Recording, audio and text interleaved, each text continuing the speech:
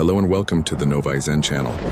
Here our mission is to spark reflection, awaken consciousness, and inspire inner transformation through deep and philosophical messages. In today's video, we'll dive into the enigmatic myth of the Sphinx, a call to unravel the mysteries of existence, to overcome inner fears, and to awaken the true power of conscious spirit. If you feel your life is shaped by riddles you can't yet solve, and something deeper within you is searching for answers, this video is for you. But beware, skipping now means ignoring an ancient key that could forever transform your inner journey. Ho, you foolish traveler who listens to me, solve my riddle so you won't be devoured. What creature walks on 4 legs in the morning, 2 legs at noon, and 3 legs in the evening? This statement refers to an ancient Greek myth in which a certain monster brought death and destruction wherever it went. A reference to the Sphinx of Crete in the myth of Oedipus. This creature, upon arriving in Thebes, caused the city's destruction and devoured its inhabitants for failing to solve her mystery. And when Oedipus answered that it was man who crawls in infancy, walks upright in youth, and with the help of a cane, drags himself in old age, the Sphinx, defeated and ashamed, leaped to her death from the edge of a precipice. The myth of the Sphinx, present in various ancient cultures, brings us important concepts about man and his relationship with life, since it symbolizes the obstacles that check us daily, to see if we are already aware of our purpose or still fall into dark shortcuts that self-sabotage create. Whether the being has already learned to solve the enigmas that life presents, or still allows himself vain considerations that wear down his inner balance. If they still live at the mercy of circumstances, making immature decisions that don't solve anything, only drain and collapse like a runaway carousel of emotional storms. Perhaps they are waiting for another Oedipus to appear, someone from outside to come and reveal their secrets, to show them the way, guiding them by the hand like we do with children. However, such an initiative will do little or almost nothing for him, because if so, he will surely be prone to follow the steps of those who helped him.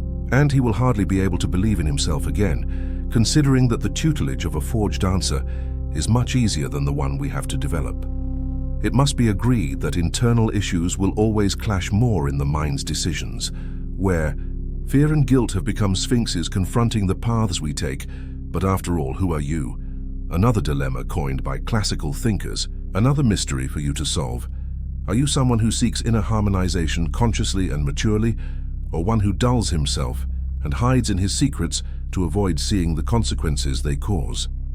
Do you already understand that you are participating in a physical experience where you need to develop self-control, hegemony over your actions and thoughts, or do you want to continue letting the ego decide what's best for you? Do you want to continue following paths that follow a global truth, where all enigmas have already been solved within those so-called absolute truths?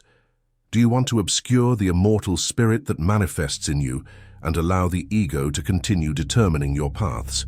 However, in good conscience I tell you, it cannot, because it lacks the necessary experience. It doesn't know how to evaluate its own paths, as it only relies on past events. It cannot have excellence because it lacks the isthmus of glory that the spirit enables. Now let's ponder a bit, for I want you to imagine that you're driving down a road and that around a sharp curve ahead, there's a broken bridge you must cross. And if you don't slow down, you'll surely have an accident. However, you don't know this because you're inside the car. You can't see that bridge and everything else ahead. Perhaps, if you were atop a mountain, you could see the entire road, visualize it in advance, and avoid the accident. That's how the spirit operates. Since it has a broader view regarding the issues that need to be resolved in the physical experience, it has a collection of information related to your history that can facilitate better development of the human experience. Perhaps you don't believe in any of this and care little about what you do with your life. However, I assure you it matters a lot, for the attitudes we take begin to define our existence. When we don't care, others will care and take advantage to impose their means and secrets to keep us dependent on a predetermined and invasive situation. Because man, whether he cares or not, always needs to take a stand on what happens to him, both in his physical life and in the internal world. There's a lot of distorted information that hovers in the air, waiting to find an empty mind that contains no secrets. And when it finds one, it proliferates, cluttering the internal fields like a weed. For this reason, it's necessary to have caution and discretion with what you say, hear, and do, so that you're not taken by obsessive thoughts and unsound ideas. For this reason, it's time to consider a possible alternative for routine confrontations within the myth of the Sphinx that philosophy grants us, when correlating models of human behavior. In the mentioned myth, when the monster presents itself, we observe that it brings 4 different aspects that interact among themselves: the eagle, the lion, the human being, and the ox. Such aspects refer to man, revealing 4 important approaches that, in turn, can help him promote a balance in the situations he goes through.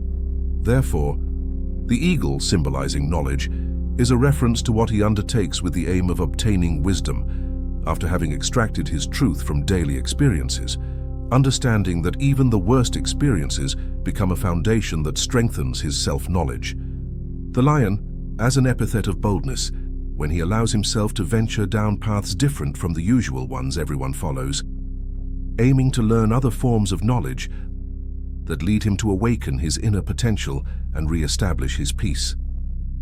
That does he, human being, the agent-bearer of the restoration of life with which God granted creation, since it will depend on his will, in accepting his destiny so that the conscious transformation of a new humanity can occur.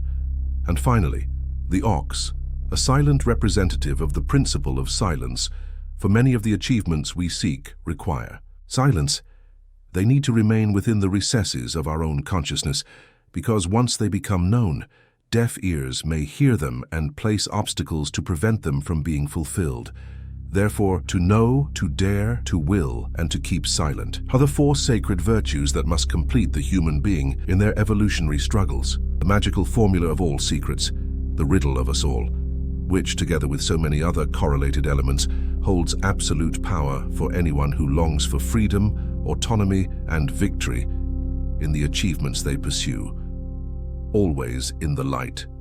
Namaste.